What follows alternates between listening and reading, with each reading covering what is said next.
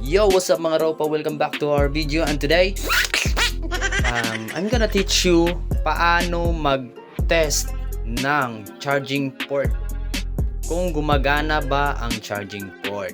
So using digital multimeter, ite-tester natin kung may tanggap tayo ng mga unit at nag-replace ng charging port. So ito yung strategy at procedure. Panoorin nyo hanggang dulo guys, at may matutunan po kayo dito. So let's go!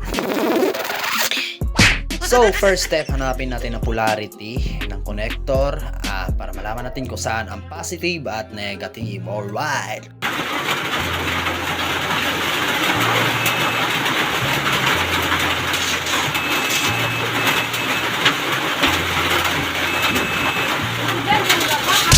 So pasensya na kung medyo maingay. So ngayon nakita natin kung saan yung negative at positive. So ngayon wala siyang reading sa amperes. So ito na, test natin. So ngayon iset natin dito ang tester sa direct current voltage para malaman natin kung may reading ba.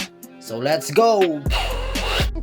First test rod natin, negative, lagay natin dito sa may ground. And positive test rod, lagay natin dito sa positive connector. So makikita nyo mayroon siyang reading 5.11 ang reading. So means gumagana po yung charging port natin kapag may ganyang reading po na pumapasok sa tester. Pwede din natin gamiting tester itong flex from sub to main kung merong papasok na amperahe.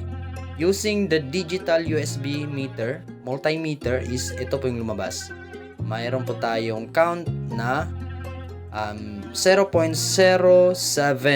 Okay, it means goods po.